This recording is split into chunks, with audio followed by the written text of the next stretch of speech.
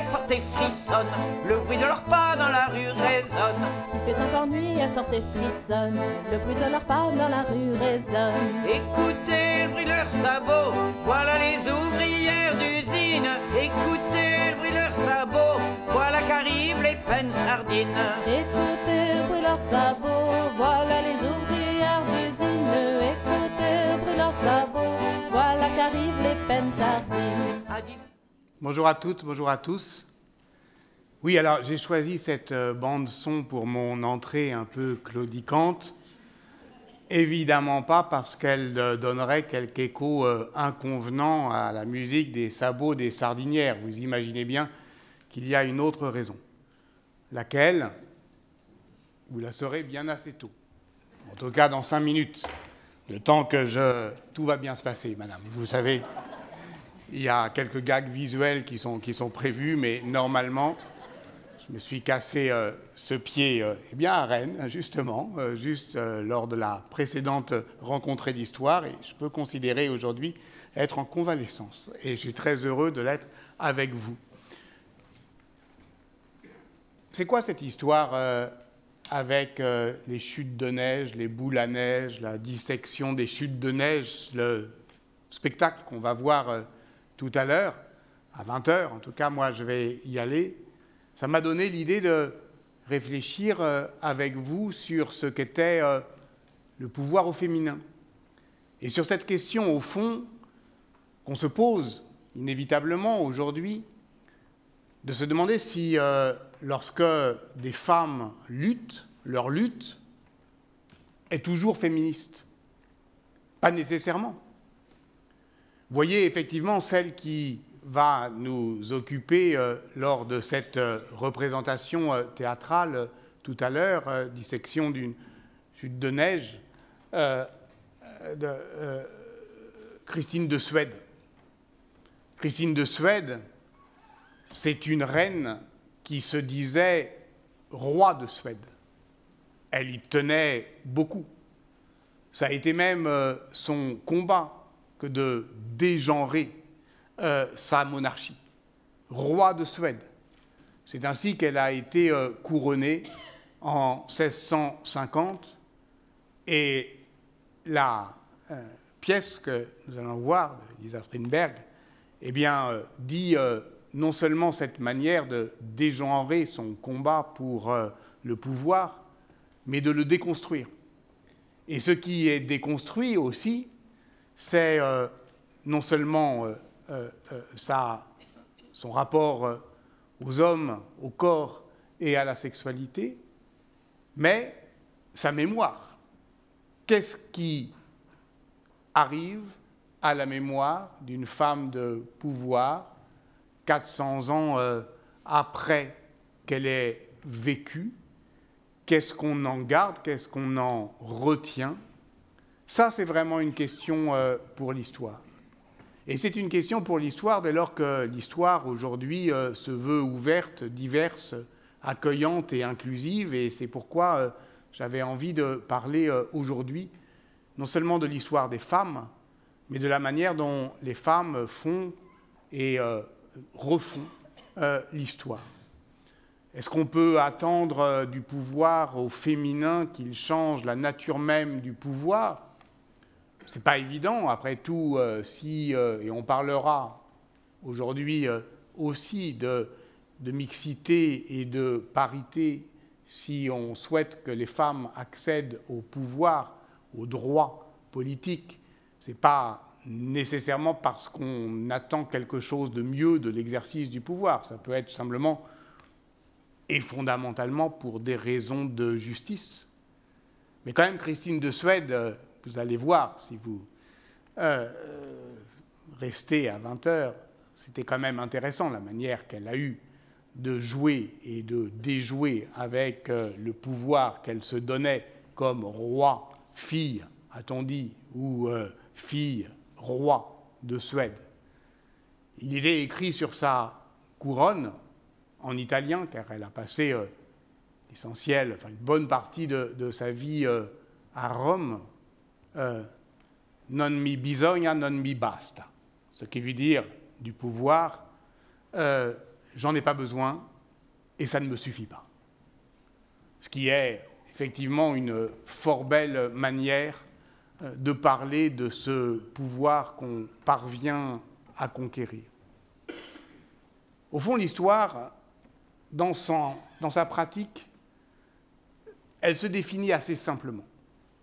Elle se définit par une volonté de dignité et de reconnaissance qui nous amènera à parler du même ton, d'une reine de Suède, même si elle voulait qu'on l'appelle le roi de Suède, et d'une sardinière qui, en 1924, a participé à une grève, la grève des pennes sardines de Douarnenez.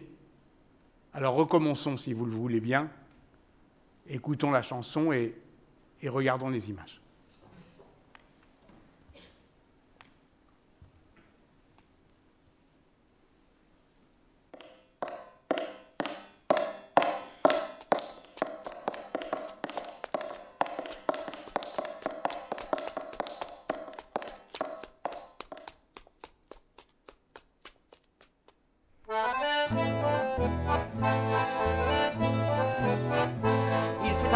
Elles sortent et frissonnent, le bruit de leurs pas dans la rue résonne. Il fait encore nuit, elles sortent et frissonnent, le bruit de leurs pas dans la rue résonne. Écoutez le bruit de leurs sabots, voilà les ouvrières d'usine. Écoutez le bruit de leurs sabots, voilà qu'arrivent les pennes sardines. Écoutez le bruit de leurs sabots, voilà les ouvrières d'usine. Écoutez le bruit de leurs sabots, voilà qu'arrivent les pennes sardines. À 10 ou 12 ans sont encore gamines, mais déjà pourtant elles entrent à l'usine. À 10 ou 12 ans sont encore gamines, mais déjà pourtant elles entrent à l'usine. Écoutez le bruit de leurs sabots, voilà les ouvrières d'usine. Écoutez le bruit de leurs sabots, voilà qu'arrivent les pennes sardines. Écoutez le bruit de leurs sabots, voilà les ouvrières d'usine. Écoutez le bruit de leurs sabots, voilà qu'arrivent les pennes sardines.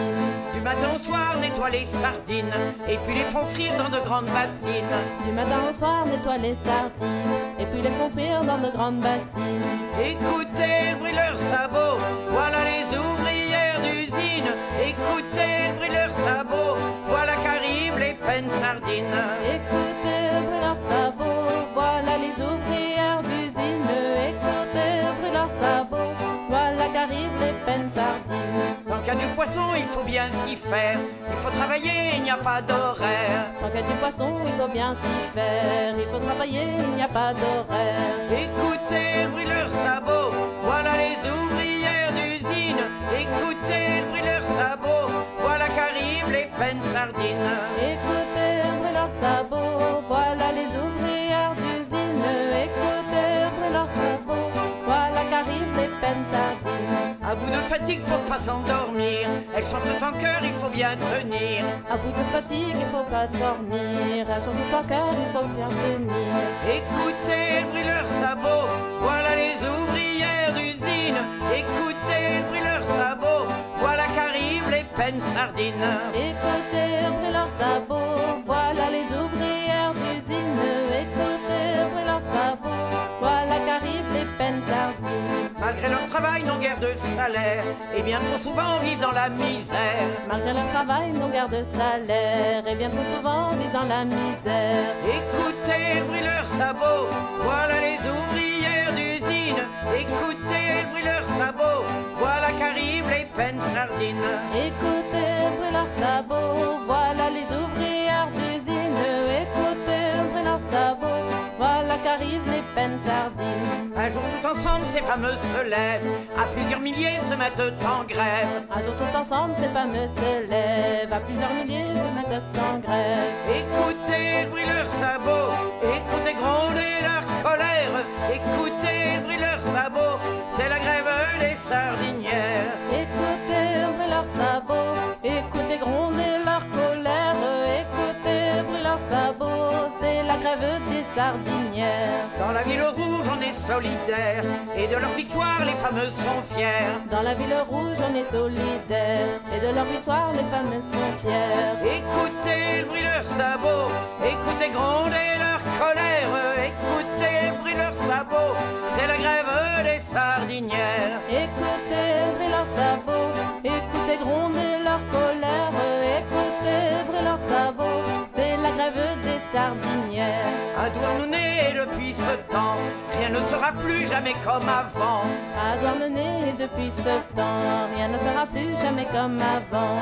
Écoutez le bruit de leurs sabots, écoutez gronder leur colère, écoutez le bruit de leurs sabots, c'est la victoire des sardinières. Écoutez le bruit de leurs sabots, écoutez gronder leur colère, écoutez le bruit de leurs sabots, c'est la victoire des sardinières. Alors on ne rencontre pas l'histoire comme ça, on rencontre l'histoire parce qu'on rencontre un historien qui nous l'a fait partager, ou une historienne. Et ce soir, j'ai vraiment le plaisir d'accueillir Fanny Bugnon, qui est maîtresse de conférence à l'université de Rennes 2, qui est à fond dans cette histoire et que je divertis d'ailleurs d'un livre, je ne devrais pas, parce que c'est moi qui lui ai demandé ce livre, en tout cas qui ai le plaisir de l'éditer, un livre sur une de ces sardinières qui, il y a 100 ans précisément, a fait la grève et a gagné. C'était une grève victorieuse, Joséphine Pencalette, dont on voudrait vous parler, tout simplement, avec une sincérité et une franchise d'adresse qui serait effectivement commune à ces combats et à la manière de les partager aujourd'hui. Ça va, je te félicite pas, parce que d'une certaine manière, quand on l'a entendue une fois, cette musique, elle nous cogne dans la tête. Ça peut durer. Et toi, ça fait longtemps, en fait, que ça te tape aux tempes, cette histoire. Ça fait une petite dizaine d'années. Et aujourd'hui, tu vois la fin. Je vois le bout. C'est-à-dire le livre. Je vois le livre. Qui va te délivrer de cette histoire. J'espère. Ouais. Alors, qu'est-ce qu'on a entendu ? Ce qu'on a entendu, c'est une chanson qui a été écrite, composée et interprétée par Claude Michel. Claude Michel, qui a eu une vie très, très riche, qui est décédé il y a un mois à peine, à la fin du mois de décembre dernier, dans sa maison à Concarneau. Elle avait 87 ans, si je ne dis pas de bêtises. Moi, j'avais eu la chance de la rencontrer au mois de juin dernier, une dernière fois, pour parler justement de l'histoire de cette chanson. Parce que cette chanson, on l'entend dans des manifestations, on l'entend dans des chorales aujourd'hui. C'est une chanson en fait qu'elle a composée et qu'elle a éditée sur un disque qui s'appelle « Je suis de Bretagne ». Parce qu'effectivement, elle est née et elle a vécu la grande partie de sa vie en Bretagne. Elle l'a écrite en 2005. Donc ce n'est pas une chanson d'époque, ce n'est pas une chanson qui a été composée au moment de la grève des sardinières, mais 80 ans après, à la demande de lycéennes et de lycéens de Douarnenez, donc ce petit port sardinier de la Pointe Finistère, dont l'identité est encore aujourd'hui profondément marquée par l'histoire des conserveries, parce que c'est une ville qui s'est développée autour justement de l'industrie de la conserve. C'est une ville moi j'appelle ça une ville champignon, parce qu'elle a poussé très vite, comme après un orage, et après une averse, il se met à faire chaud et les champignons sortent. C'est un petit peu la même chose. Alors on a toujours pêché du poisson sur les côtes bretonnes, et à Douarnenez, on en faisait aussi le commerce, la transformation, la conservation. Mais à partir des années 1850, il y a une évolution technique qui s'appelle l'apertisation, du nom d'un inventeur, un ingénieur nantais, mais qui a eu une boutique à Rennes, rue Pont-au-Foulon, au début de sa vie, avant d'arriver à Douarnenez, et qui donc a mis au point, Nicolas Appert, une technique de conservation des aliments. Alors au départ dans des bouteilles en verre qu'on stérilise, et on se rend compte que la stérilisation permet de conserver le goût et les qualités a priori nutritives des produits. Et puis ensuite, on va mettre au point ces fameuses boîtes métalliques, ces fameuses boîtes de conserve qu'on connaît encore aujourd'hui et qui peuvent en fait se conserver pendant des années. Et les ouvriers des conserveries, ce sont des ouvrières, ce sont que des femmes. La spécificité effectivement de ces usines qui vont perler le littoral du sud de la Bretagne et jusqu'au Pays Basque, c'est de s'appuyer sur ce qu'en sociologie on appelle la division sexuelle du travail. C'est-à-dire qu'il y a des tâches masculines et des tâches féminines. Et cette division sexuelle du travail, dans le cas des conserveries, elle se double d'une division sexuelle de l'espace. Puisque pour qu'il y ait du poisson, il faut qu'on le pêche. On n'est pas encore à l'époque des élevages qu'on peut connaître aujourd'hui. Et donc on le pêche en mer. Et qui pêche, ce sont les hommes. On dit qu'une femme sur un bateau, ça porte malheur. Hein, on disait. Donc ce sont les hommes qui pêchent. Et la main-d'œuvre des usines, c'est à plus de 90%. Alors il y a des petites variations, mais ce sont des femmes. Il y a quelques hommes qui justement fabriquent les boîtes. Mais l'immense main-d'œuvre, l'immense majorité de la main-d'œuvre de ces usines et qui met en boîte, alors qui fait chauffer le poisson, qui le dépece, enfin il y a toute une série d'étapes comme ça de préparation du produit jusqu'à le plonger dans l'huile et ensuite dans les sertisseuses, ce sont des femmes. Ouais. Et là, les femmes à Douarnenez, en 1924, ce que la chanson donne à entendre et à partager pour nous encourager, en fait, c'est qu'elles vont faire grève, et que cette grève sera victorieuse. Elles ont des revendications qui ne sont pas des revendications féministes, qui sont en fait des revendications salariales, pour l'essentiel. Elles sont payées 80 centimes de l'heure, c'est ça. Donc elles veulent 1 franc de l'heure, et elles l'obtiendront. En fait, elles sont payées effectivement, alors en 1924, 80 centimes, un an avant c'était 70 centimes, oui, à Douarnenez, parce que selon les ports, selon les communes et même selon les usines, la rémunération n'est pas la même. Si je me permets de revenir un tout petit peu en arrière, en 1905, il y a eu plusieurs grèves importantes à Douarnenez et à Concarneau aussi, donc autre port sardinier du sud Finistère, parce que les ouvrières étaient rémunérées, ce qu'on appellerait aujourd'hui un travail à la pièce, sauf qu'on ne pas payé au poisson, hein, parce que c'est petit en plus, une sardine, on était payé au 1000 de sardines, donc à 1000 sardines travaillées. Comptabiliser, ça donnait lieu à la remise de jetons hein, pour comptabiliser les poissons travaillés, mais c'est quand même quelque chose de difficile. Ouais. Et surtout, c'est quelque chose de très injuste. Parce qu'elles demandent à être payées à l'heure. Ouais. Donc elles vont obtenir le fait d'être payées à l'heure en 1905. Et c'est une première victoire, entre guillemets, d'avoir cette rémunération à l'heure. Mais elles sont très faiblement payées. Quand on dit 70 ou 80 centimes, ça ne vous dit rien et c'est normal que ça ne vous dise rien. En 1924, dans le Finistère, c'est le prix d'un litre de lait. 80 centimes. L'inflation est forte dans les années qui suivent la Première Guerre mondiale. Et les produits de première nécessité font l'objet d'une inflation élevée. Et les salaires des femmes sont extrêmement bas. Alors on peut se poser la question de pourquoi ils sont aussi bas. Parce que les salaires des hommes, les manœuvres qui travaillent dans ces usines, eux, ils sont plutôt à 2 francs de l'heure à peu près en moyenne. Donc pourquoi cet écart ? Eh bien parce que les femmes, du point de vue du droit, des droits civils, des droits politiques, sont considérées comme des inférieures aux hommes. Elles sont exclues de la citoyenneté politique. Le mariage les place dans une position de tutelle à l'égard de leur mari, donc leur salaire est considéré comme un salaire d'enfant, en quelque sorte, et donc rémunéré en moyenne 2 fois moins que le travail des hommes. Donc elles sont peu payées, dans une période où elles font un travail extrêmement pénible. La chanson l'évoque, il n'y a pas d'horaire. Oui. Il faut travailler, il n'y a pas d'horaire, il n'y a pas de réfrigérateur, il n'y a pas de congélateur à l'époque. Donc en fait, on travaille le poisson, qui est un produit fragile, frais. Donc tant qu'il y a du poisson à mettre en boîte, eh bien on est au travail. Il n'y a pas un horaire de début, il n'y a pas un horaire de fin. On arrive quand les bateaux reviennent, quand le poisson arrive, quand les commises l'ont acheté, et on passe dans les rues en criant en breton généralement que c'est l'heure d'aller à la friture, c'est l'autre nom qu'on donne à ces conserveries. Et puis on rentre quand c'est fini. Donc ce sont des conditions difficiles. Et ce qu'on a vu effectivement, on va y revenir sur la fabrique de ce qu'on vous a fait voir, c'est-à-dire non seulement la chanson, mais telle qu'on peut la voir sur YouTube aujourd'hui, c'est-à-dire avec un montage qui est un montage, on le voit, de plusieurs temporalités. 1924, c'est ce dont ça parle, on va évidemment vous le raconter. et puis la mémoire, les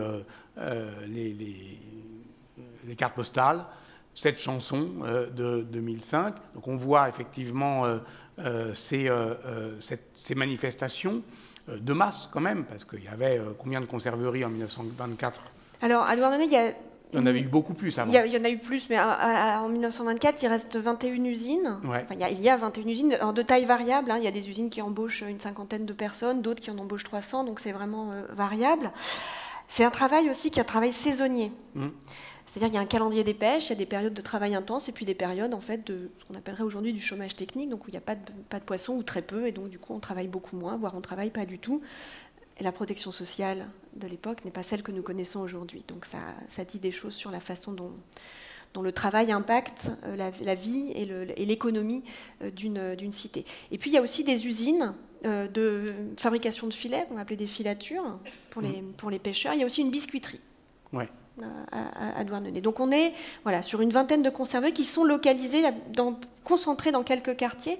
Douarnenez, en fait, aujourd'hui on appelle ça le Grand Douarnenez, parce qu'il y a eu une fusion de plusieurs communes, Douarnenez, Ploharé, Poule-David et Tréboul, pour la géographie complète, en 1945. Mais à l'époque, si on prend juste Douarnenez in situ, c'est petit, mais c'est très concentré. Et c'est une ville qui a poussé comme un champignon. On était sur 3000 habitants au début, dans la première moitié du 19e siècle. Et dans les années 1920, là, on est sur 12 000 habitants. Alors, la question, effectivement, de cette grève, la grève des sardiniers, qui, effectivement, est exaltée par la musique et les paroles de Claude Michel, c'est-à-dire, en fait, ce qu'elle chante, c'est la victoire des sardiniers. C'est une grève, et c'est une grève qui atteint ses buts, qui sont un but social, et effectivement, on va y revenir, pas spécifiquement féministe, conduit par des femmes, mais pas sur les droits des femmes, enfin, pour l'instant, en 1924. On va voir ensuite comment ça va se dérouler. Pourquoi ça marche? Ça, c'est une question quand même pour aujourd'hui. Pourquoi cette manifestation obtient les résultats escomptés? Alors, on ne peut pas répondre simplement à cette question. Il y a un ensemble de facteurs. Ça va marcher. Le préfet du Finistère, qui a surveillé de manière très intense cette grève, le dossier d'archives est conséquent par rapport à d'autres grèves et d'autres municipalités surveillées. Il va dire que quand même, on a eu un peu dans cette histoire les usiniers les plus bêtes du monde. Je m'explique. La grève a duré 7 semaines, du 21 novembre 1924 jusqu'au 6 janvier 1925. Les ouvrières vont obtenir ce qu'elles demandaient en partie. Elles auraient voulu avoir 1,25 franc, elles auront 1 franc. Elles auront la reconnaissance de la liberté syndicale qui jusqu'alors était refusée. Et puis elles obtiennent aussi une majoration des heures de nuit. Ouais. On parle d'heures de nuit après minuit. À l'époque. Donc cette grève, elle va s'arrêter, on va peut-être partir de la fin, elle va s'arrêter parce que le préfet, le ministère du Travail aussi, interviennent et contraignent les usiniers à accepter et à accéder aux revendications des grévistes, qui sont des grévistes organisés. Ce sont des grévistes organisés parce que dès le début du conflit, il y a une volonté de la part du tout jeune Parti communiste et surtout du syndicat qui y est adossé, qui s'appelle la CGTU, Confédération Générale du Travail Unitaire. La scission opérée sur la SFIO en décembre 1920, qui voit la création de ce qu'on va appeler ensuite le Parti communiste, a aussi opéré une scission syndicale, et la CGTU va suivre, en tout cas coller aux décisions du Parti communiste.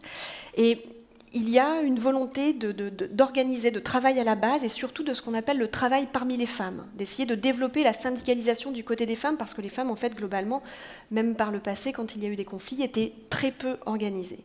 Or, dans la logique du parti et du syndicat, il faut organiser la classe ouvrière pour qu'elle puisse remporter des victoires. Et Douarnenez va devenir un cas d'école et un exemple et des leçons qui devront être tirées de ce conflit.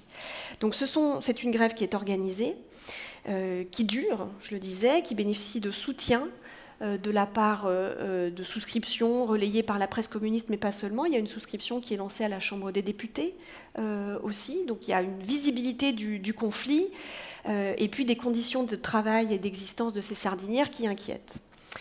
Parce qu'elles sont vraiment misérables. Quelques députés fameux. Des députés comme Marcel Cachin, par exemple, qui est breton, qui est né dans les Côtes-d'Armor, qui va venir. Le secrétaire, enfin le directeur du journal L'Humanité, Renou, qui vient aussi sur place. Et puis une figure qui, elle, pour le coup, est féministe. Et c'est peut-être elle qui fait le lien entre questions féminines et féministes. Cette femme s'appelle Lucie Colliard. Elle est devenue professionnelle, grévicultrice permanente syndicale de la CGTU, après avoir été révoquée de l'enseignement pour propagande pacifiste. Lucie Colliard arrive en fait à Douarnenez dès le début de la grève. Elle est déjà venue par le passé. Elle est déjà venue, elle a déjà fait des conférences, etc. Et elle essaye de convaincre qu'il va falloir s'organiser et revendiquer. Alors, ce n'est pas le tout de s'organiser et de revendiquer comment ça marche et comment effectivement on l'obtient. Donc il y a ce soutien.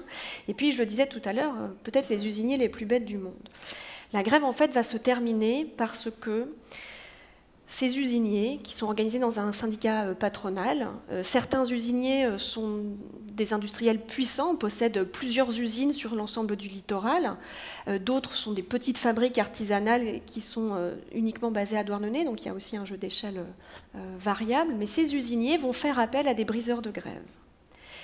Ils vont embaucher à la fin du mois de décembre 1924, par l'intermédiaire ce qu'on appellerait aujourd'hui un syndicat jaune, un syndicat donc, qui n'a de syndicat que le nom en quelque sorte, un syndicat monté par des patrons pour faire venir des ouvriers non grévistes sur des grèves.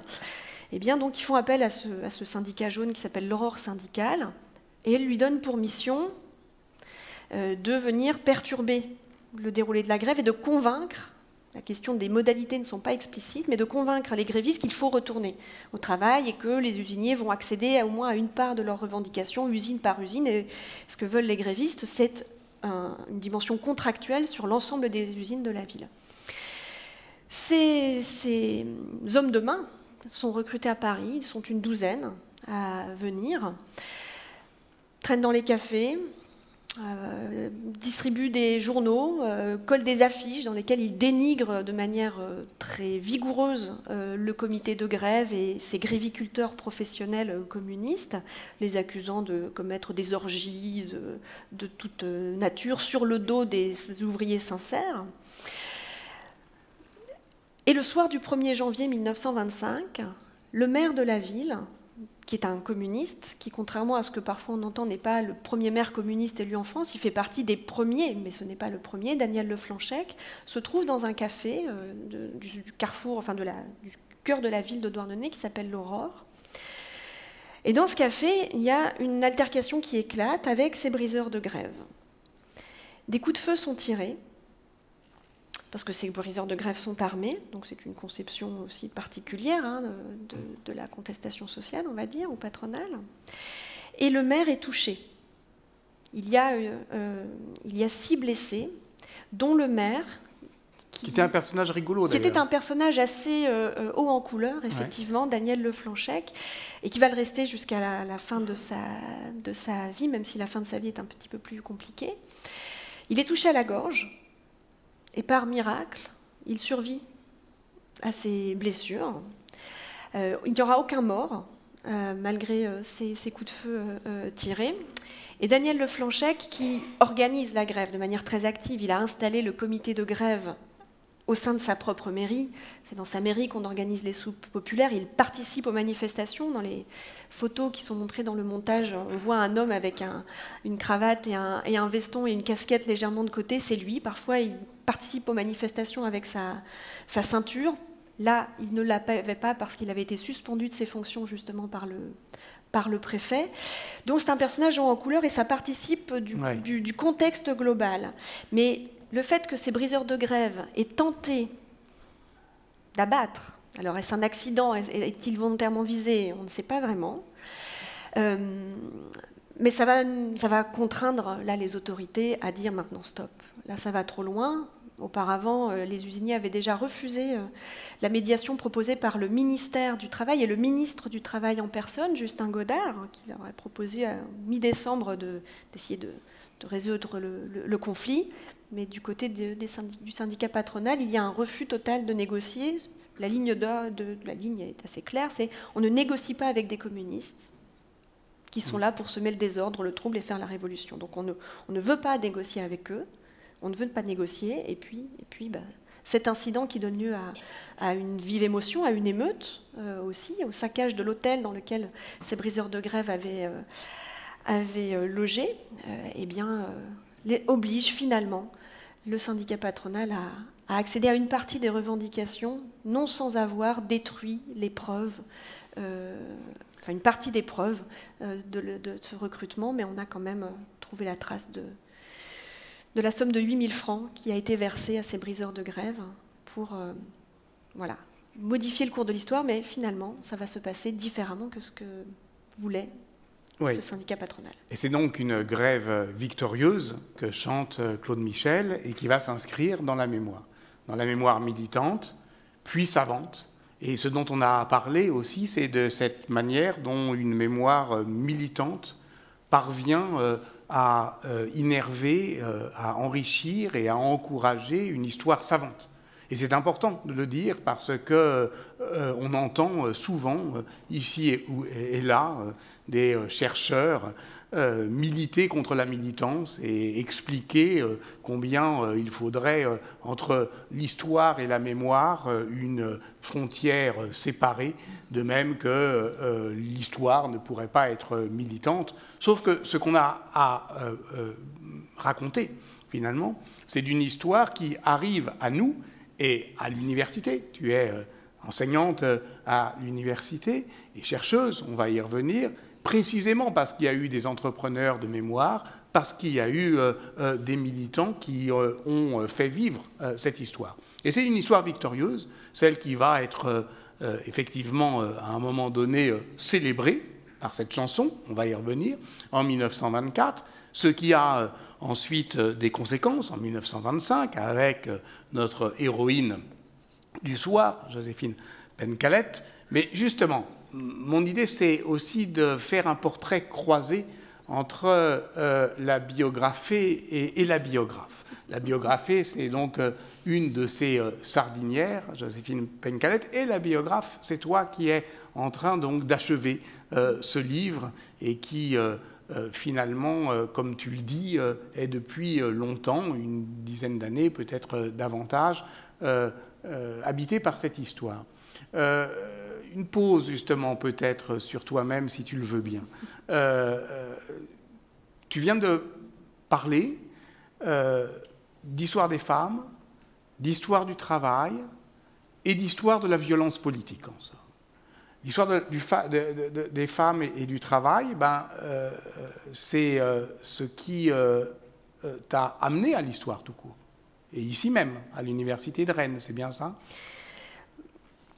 Alors, que je comprenne bien ce que tu veux dire. C'est assez clair. Hein. C'est clair, c'est clair. Non, je voudrais juste que tu nous parles simplement de ta formation sur l'histoire des femmes et du travail. Accessoirement, le livre qui va paraître est préfacé par Michel Perrault, qui est la grande historienne des femmes et du travail, et de ton travail d'historienne, en somme. J'ai eu de la chance.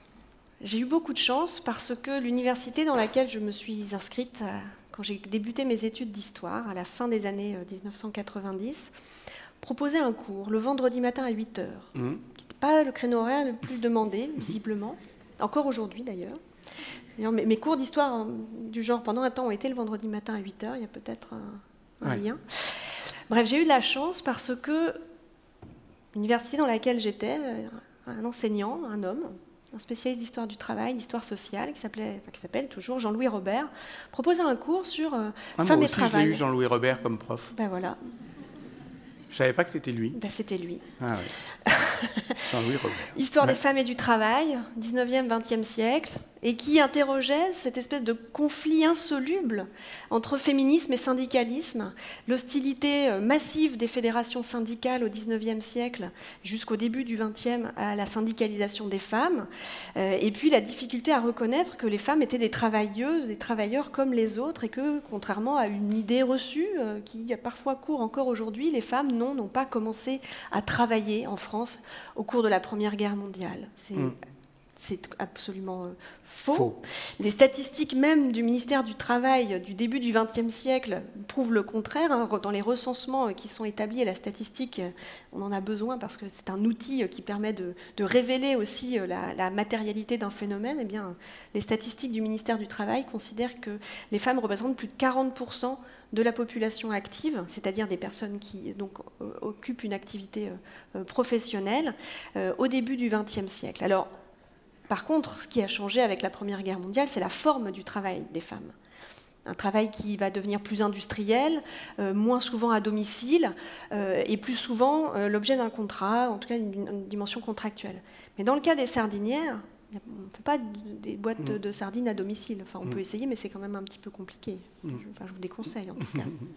Et donc, cette industrie des conserveries, elle va se développer tout de suite de manière visible, c'est-à-dire qu'on n'est plus sur cette frontière entre sphère publique et sphère privée, avec les femmes dans la sphère privée qui travailleraient dans la sphère privée, en étant rémunérées ou non, et puis les hommes dans la sphère publique, avec les droits politiques qui vont avec.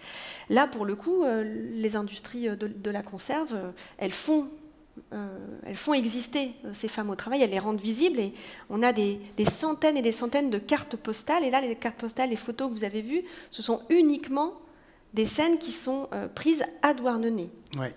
Je peux vous en trouver pareil. Enfin, on peut regarder autant à Audierne, à Concarneau, à Pinmar, à Quérity. Enfin, il y en a plein. Donc, on les voit, ces femmes qui travaillent. Et ça, c'est une vraie nouveauté. Et j'ai eu la chance, pour revenir à ta question initiale, d'avoir un enseignant que cette question avait intéressé. Et on a cette liberté aussi à l'université de pouvoir proposer des cours en lien avec nos travaux, avec des objets qui nous semblent importants, intéressants.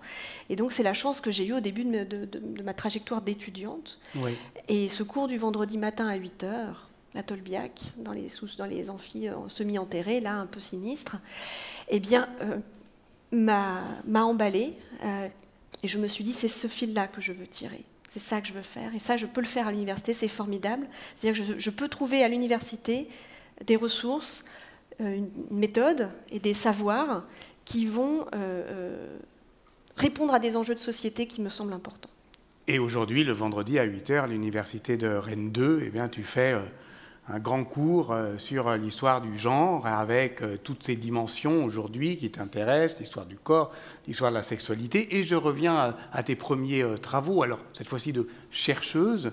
Tu as travaillé d'abord sur la violence politique, sur le rapport, effectivement, entre lutte sociale et violence politique. Et là, il ne s'agit pas tout à fait de ça, même si on a vu qu'il y avait un moment violent dans la grève de Douarnenez. Ce qui va nous intéresser sur la suite de l'histoire, c'est-à-dire ce qui se passe en 1925, la suite, effectivement, que donne à construire justement les élus communistes, c'est que tu vas t'intéresser à une forme qui n'est pas violente, mais qui est illégale, ou en tout cas à mi-chemin dans la zone grise entre légalité et illégalité d'action politique. Et c'est là où on va retrouver une de nos sardinières.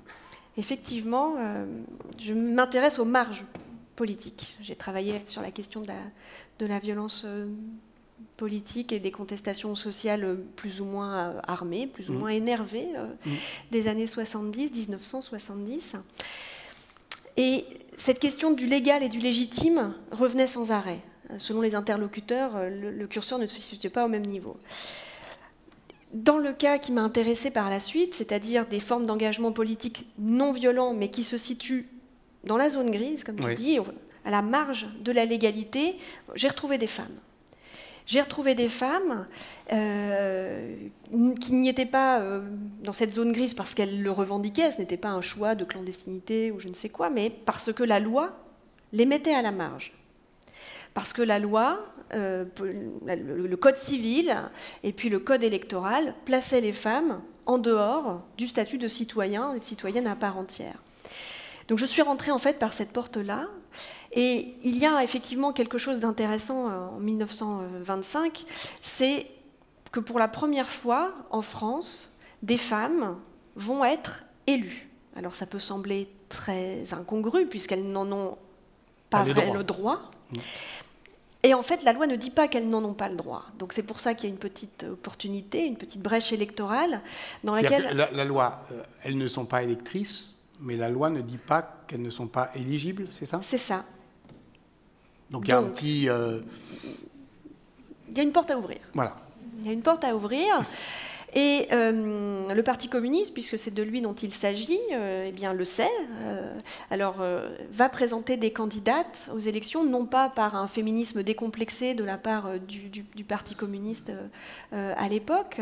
Il y a des féministes au sein du Parti communiste et aussi au sein du comité directeur de ce parti, mais il et elle, et surtout elles, sont vraiment en minorité, et c'est toujours la question de lutte principale, lutte secondaire, et généralement, quand on pose les questions en ces termes, les femmes sont toujours dans une position secondaire. Le Parti communiste, en fait, applique une directive, une consigne qui vient de Moscou, parce qu'on est dans une structure très encore, même si Lénine meurt en janvier 1924, on est encore dans une structure là, très d'obéissance absolue à l'égard du grand frère soviétique. Et Moscou, par l'intermédiaire du secrétariat féminin, donc qui défend les intérêts et qui pense la question de la place des femmes dans la cité au sein de l'internationale communiste, dans lequel siègent par exemple Alexandra Kollontai ou Clara Zetkin, et Lucie Colliard, eh bien, ce secrétariat féminin de Moscou dit à tous les partis communistes, présentez des femmes aux élections, même lorsqu'elles n'en ont pas le droit. Nous allons confronter les instances de la bourgeoisie, les institutions bourgeoises, à la volonté des masses et au progrès social. Donc le Parti communiste, effectivement, le fait. Ce n'est pas le premier à le faire, c'est le premier à faire élire des femmes, mais ce n'est pas le premier parti à présenter des femmes. En fait, des femmes ont tenté de se présenter en dehors des partis.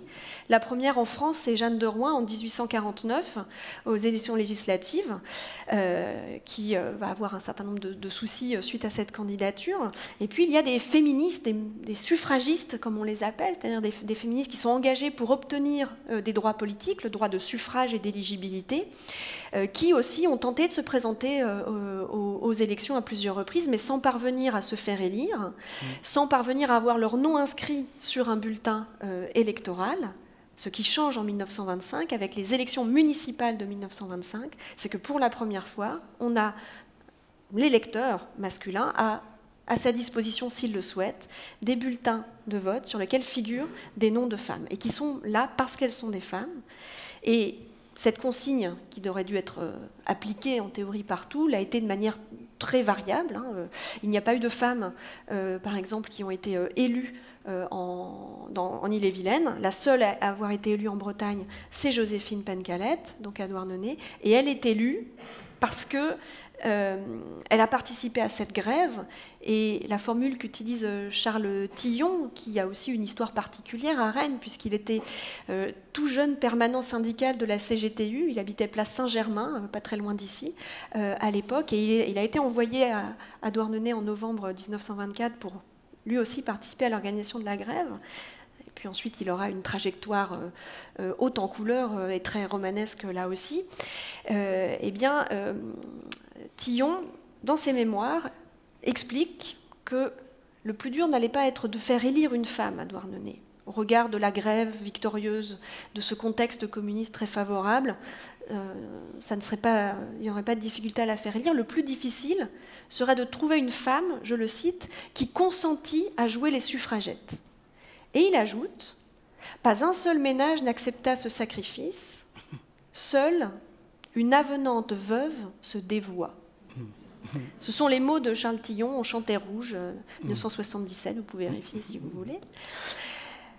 Alors, c'est la seule trace qu'on a des conditions de désignation. Pourquoi elle, pourquoi pas une autre? Parce que Joséphine Pencalette, elle n'apparaît pas particulièrement dans ce montage. Elle n'est pas membre du comité de grève. Elle ne fait pas partie du comité d'accueil qui, avec les couronnes de fleurs, accueille Marcel Cachin quand il vient à Douarnenez au mois de décembre 1925. Donc, c'est une ouvrière parmi d'autres. Elle a participé à la grève, il y a peu de doute par rapport à ça, mais pas plus que les autres, pas plus, pas moins, parce que c'est vraiment quelque chose de collectif. Ce féminin collectif qui est souvent invisibilisé dans les archives de ces femmes qui n'existent pas en tant qu'individus, mais dans cette masse d'ouvrières. Effectivement, Joséphine Pencalette, elle est veuve, elle a 38 ans, elle a 2 enfants, le plus jeune a 7 ans. Et elle va effectivement se retrouver en 4e position sur la liste conduite par le maire communiste sorti de nouveau en lice, Daniel Leflanchec, qui va être élu. Alors il va y avoir 2 tours, parce qu'il restait un siège sur les 27 à pourvoir. Donc les communistes vont rafler 26 des 27 sièges. Et Joséphine Pencalette, qui est en 4e position en qualité d'ouvrière d'usine, eh bien, arrive en 24e position du point de vue des recueils de voix. C'est le cas de Joséphine Pencalette, c'est le cas en fait de la poignée des 10 femmes qui ont été élues également en 1925 dans d'autres communes de métropole. Et alors, qu'est-ce qui va se passer? Parce que là, elle est élue. Oui. Elle a 38 ans. Oui. Dans on va dire, une zone grise, là encore, du droit. Va-t-elle le rester longtemps? Comment ça va se passer? Alors, elle, comme la poignée d'autres, vont siéger quelques mois. Alors, on peut se dire, mais comment est-ce possible? Eh bien, le Parti communiste avait très finement étudié le code électoral et avait adressé une petite brochure de consignes à tenir pour le scrutin d'une manière générale. Et puis, il y avait un paragraphe qui était consacré à la question des élections féminines. Parce que c'est très spécifique aux élections municipales, mais le code électoral de 1884 prévoit que pour les élections municipales, les candidats ne se déclarent pas en amont et on ne vérifie pas qu'ils sont bien éligibles en amont. C'est-à-dire que la préfecture doit vérifier, après le scrutin, que les personnes déclarées élues étaient bien éligibles. Exemple, qu'on ne va pas élire un mort, par exemple. Donc, il y a cette brèche-là. Bien évidemment, les préfectures, voyant arriver ces candidatures féminines, vont tout de suite enclencher des procédures d'annulation, au motif que les femmes ne sont pas éligibles. Et c'est ce qui va faire l'objet d'une contestation.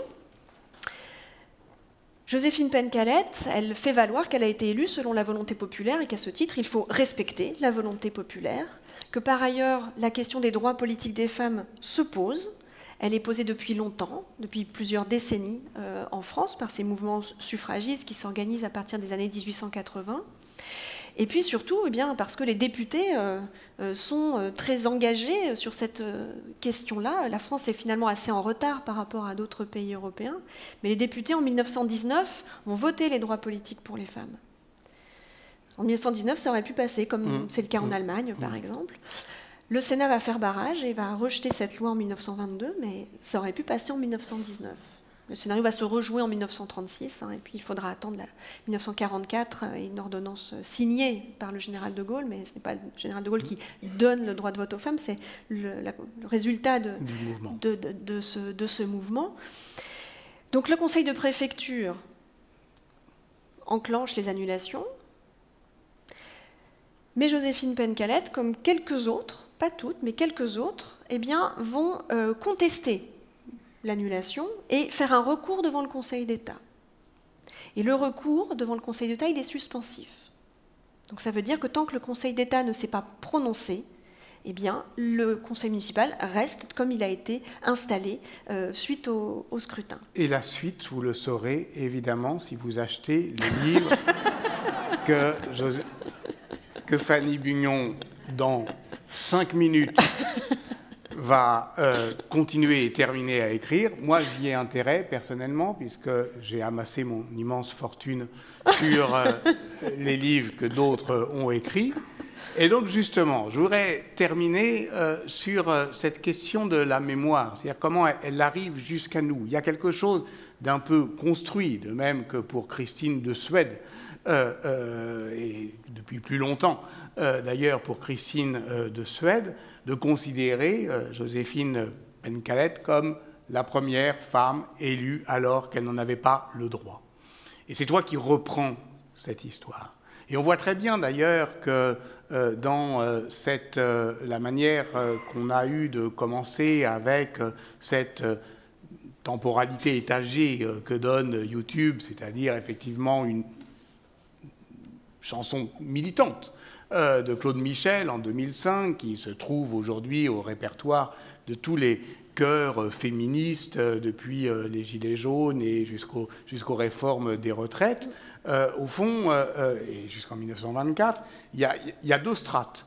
Il y a une strate, on va le dire très vite parce qu'on n'a plus le temps, mais une strate, on va dire, militante, locale, dans les années 1970, voilà, où cette histoire, elle est mise au jour par, voilà, on va dire des érudits locaux, des militants, des communistes, qui vont faire ressurgir cette mémoire au moment où elle disparaît physiquement, où elle meurt, eh bien sa mémoire réapparaît. Mais la manière dont on la raconte aujourd'hui, c'est-à-dire où Claude Michel la chante, c'est plutôt celle des années 2000, c'est-à-dire celle, d'une certaine manière, d'une restauration de notre envie de mettre en avant des femmes et de leur faire accéder à, je dirais, une statue, comme Olympe de Gouges au Panthéon. Et d'une certaine manière, toi, le moment où tu t'empares de cette histoire, donc début du... Voilà, disons 2012, c'est le moment concrètement où cette mémoire militante des années 70 donne la main à l'histoire savante qui elle-même est sous la pression sociale de nous toutes et tous qui voulons désormais célébrer des femmes de pouvoir dans l'espace public. Alors je reprends peut-être le flambeau, effectivement, et je dois beaucoup à ces historiens locaux, à ces érudits locaux, qui aussi étaient des personnes engagées dans les syndicats, dans des partis dont la couleur politique est dans la continuité de celle de Joséphine Penkkalet, parce qu'il y a effectivement une attente sociale. Ça se dessine aussi à un moment où les conserveries ferment. Donc il y a aussi ce besoin de conserver une mémoire. Les conserveries ferment, on les détruit. On rase les bâtiments, on construit autre chose à la place. Donc même l'empreinte topographique de cette histoire-là disparaît, les protagonistes disparaissent. Joséphine Penkkalet, elle meurt en 1972. Donc il y a cette volonté de faire poursuivre cette histoire-là. Et effectivement, ces érudits locaux passent le témoin.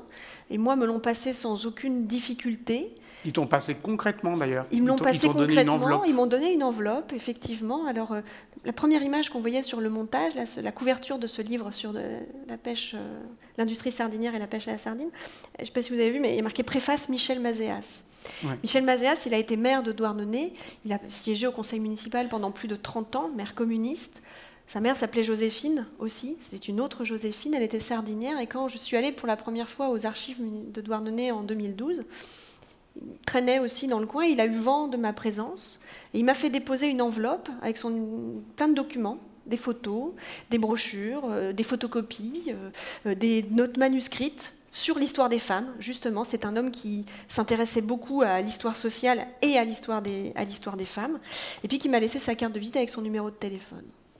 Et lui, c'était donc celui de la génération des années 70 qui avait fait émerger cette figure. Qui a participé effectivement à la transmission parce qu'il l'avait hérité de sa mère, qui avait participé à la grève aussi. Et donc, cette transmission orale de cette histoire non écrite, eh bien, a fini par passer à l'écrit, d'abord dans des espaces plutôt militants ou d'érudition locale, et puis ensuite continuer leur chemin jusqu'à la recherche plus savante. Jusqu'à la recherche plus savante, mais aussi jusqu'à l'espace public et à sa dénomination, et au nom de rue, et au nom d'école, et au nom de salles, y compris d'ailleurs dans l'université où tu enseignes. C'est vrai, depuis 2019, il y a un amphithéâtre Joséphine Pencalette. Je n'y suis pour rien. Non mais c'est vrai. Quand je l'ai appris, j'étais très étonnée. Une femme qui n'a pas fait d'études, qui, voilà, c'est souvent des noms qu'on donne aux amphithéâtres ou aux espaces de l'université. Non, c'est un syndicat étudiant qui avait lu mes travaux et qui m'avait entendu donner des conférences sur l'histoire de Joséphine Pencalette, qui était proche du Parti communiste, qui s'est dit, tiens, ça serait intéressant de mettre en avant une femme, on en a besoin, mais aussi une femme de l'histoire locale, une femme de l'histoire régionale, bretonne. Et donc c'est par ce syndicat étudiant, que je ne connaissais pas, eh bien que ce nom a continué à circuler et s'inscrit aujourd'hui dans l'espace de l'université et dans une dizaine d'autres communes, y compris à Rennes d'ailleurs depuis peu. Tu as écrit un article sur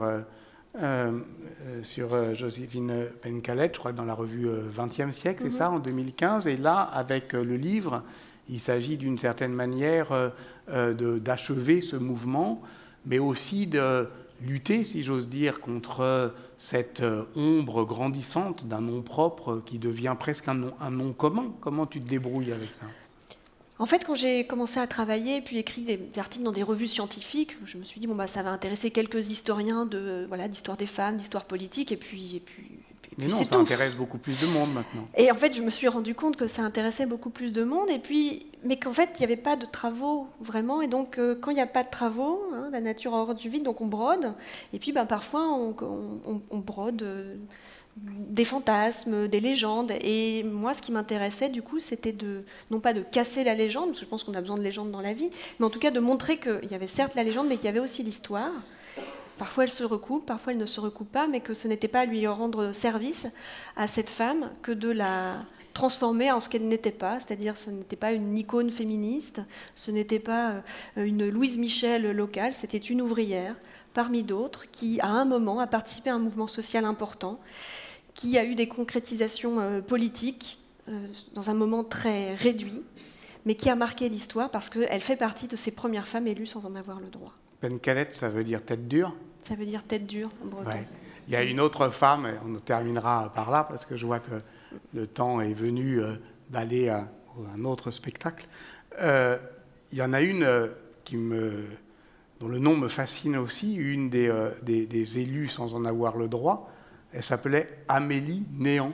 Néant, N-E-A-N-T. Oui. Dans l'Essonne. Dans l'Essonne. À Essonne.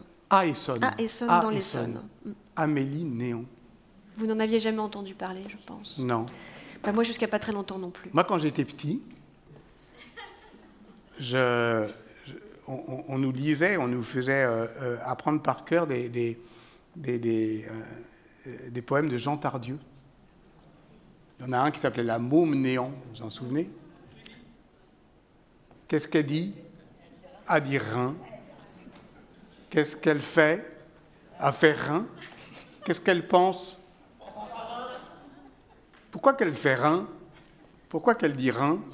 Pourquoi qu'elle pense à rien ? N'existe pas. Et c'est contre ça, effectivement, que les historiennes et les historiens et les historiennes tentent de travailler pour donner à voir celles dont on pensait qu'elles n'existaient pas. Merci, Fanny. Merci.